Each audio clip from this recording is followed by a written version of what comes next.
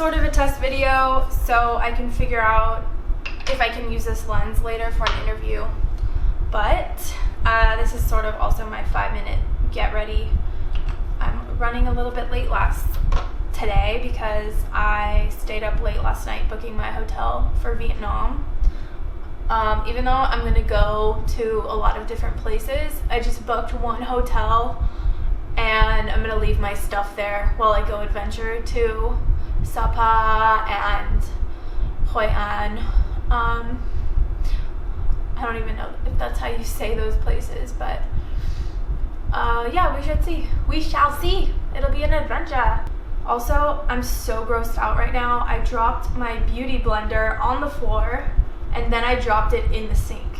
And in my head, I'm like, oh, I shouldn't use that. But then I'm also like, I'm in a hurry. I have been doing some Australian drugstore hauls. I'll do a video on my favorite drugstore products.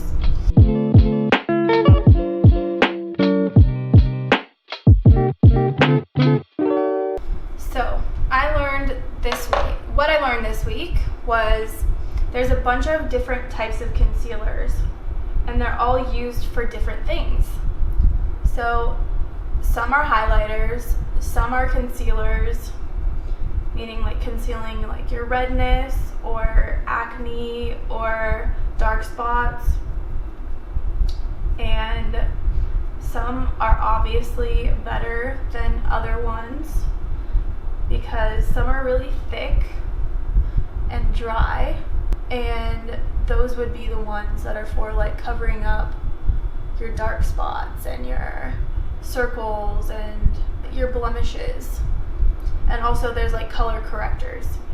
And then there's the moisturizing ones, and those are more like highlighters. But if you don't have a lot of like dark spots and hyperpigmentation, then you could probably use a highlighter for your concealer, which is what I do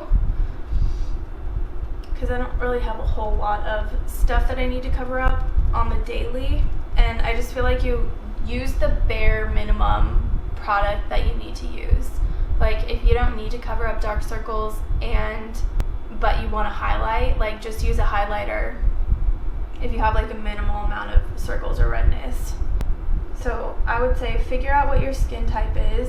Is it dry? Is it normal? Is it combination? And then get a concealer based on what you're looking to do. Like if you don't have hyperpigmentation and your skin isn't bothering you in that way and all you want to do is highlight, then get like a highlighter. I really like the Urban Decay Naked. But let's say you have like a lot of redness and dark circles, like maybe you get one concealer for your redness and you just put it like where you're red, and then you get another one for your dark circles and you just put it where you have like darkness or like hyperpigmentation. And then if you want to highlight, then you have your highlighter and you put that over your other concealers.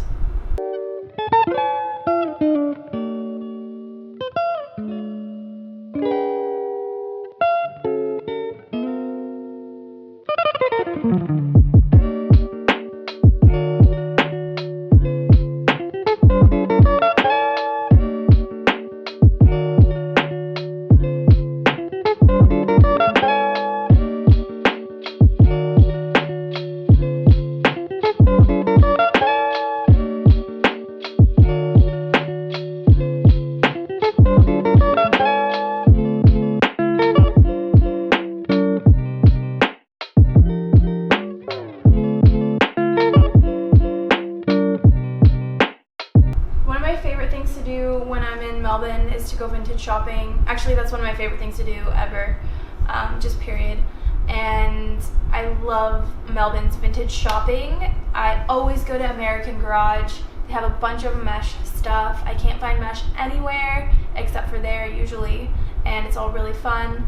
There's a lot of really great shops though, especially on Smith Street, Fitzroy, like Collingwood border.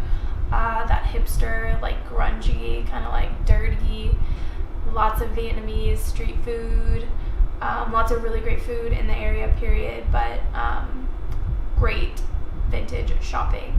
There are some American style vintage shops, but I like the Melbourne or the Australian style vintage shops. Melbourne has its own like fashion, its own sort of like feel, and that's why I love shopping here.